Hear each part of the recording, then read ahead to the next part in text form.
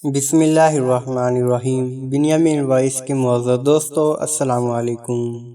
आप अभी तक जिंदा कैसे हैं? डॉक्टर की गफलत से रहीम परदेसी की बेगम मौत के मुंह से बच गई। नाज़रीन इकराम, रहीम परदेसी स्कॉटलैंड के मशहूर यूट्यूबर हैं जो मज़ाहिया कंटेंट लिखने के अलावा मज़ाहिया वीडियोस भी बनाते हैं। खासकर इनका किरदार नसरीन बहुत ज़्यादा पसंद किया जाता है। रहीम परदेसी की पहली बीवी सुमेरा से 3 बच्चे हैं। अलबत्ता कुछ ज़ाती वजूहात की बिना पर रहीम को सोमिया से दूसरी शादी करनी पड़ी, जिसमें पहले बच्चे की पैदाइश के दौरान डॉक्टर ने सोमिया को मौत के दहाने तक पहुंचा दिया था। इस दौरान उनकी गायनाकोलॉजिस्ट का रवैया इनसे काफी नामुनासिब था और बच्चे के नॉर्मल पैदा होने के बावजूद 5 महीनों तक सोमिया की हालत खराब रही। इन्हें मुसलसल पेट में तकलीफ और बुखार रहने लगा। बलाखिर इन्होंने दोबारा अस्पताल से रुजू किया। डॉक्टर को सोमिया की हालत देखकर चक्कर आ गए। दोबारा अस्पताल जाने पर इनकी मुलाकात बैरिया अस्पताल की बहुत सीनियर डॉक्टर यास्मीन से हुई, जिन्होंने सोमिया का अच्छी तरह मुआयना किया। अलबत्ता अल्ट्रासाउंड देखकर इन्हें चकरा गए और इन्होंने सोमिया से सवाल किया, आप अभी तक जिंदा कैसे हैं? थोड़ी देर बाद एक और डॉक्टर ने इन्हें देखा और वो भी हैरान था, क्योंकि सोमिया के पेट में 5 स्पंज इनकी बच्चेदानी से लिपटे हुए मौजूद थे,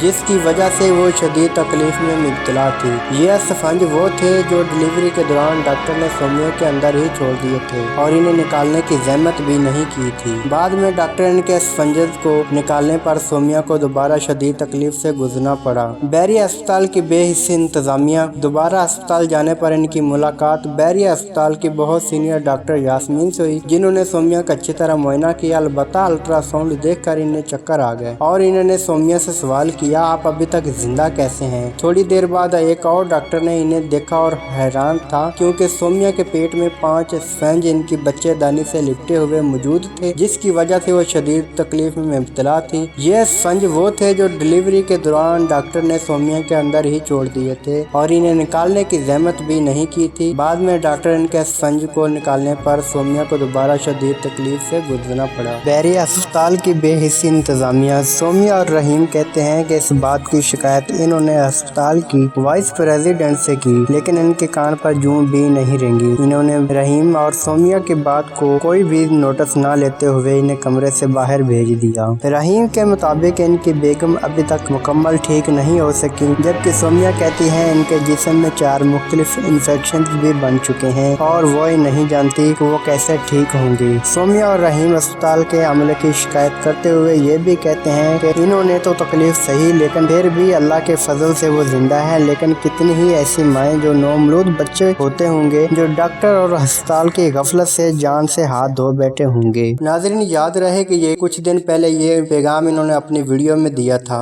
और बहुत ज़्यादा परेशान भी नजर आ रहे थे। वीडियो पसंद आने की सूरत में दोस्तों के साथ ज़रूर शेयर करें और अपनी कीमती राय कमेंट बॉक्स में ज़रूर दें। अगली वीडियो आने तक मुझे दें इजाज़त। अल्लाह हाफिज़।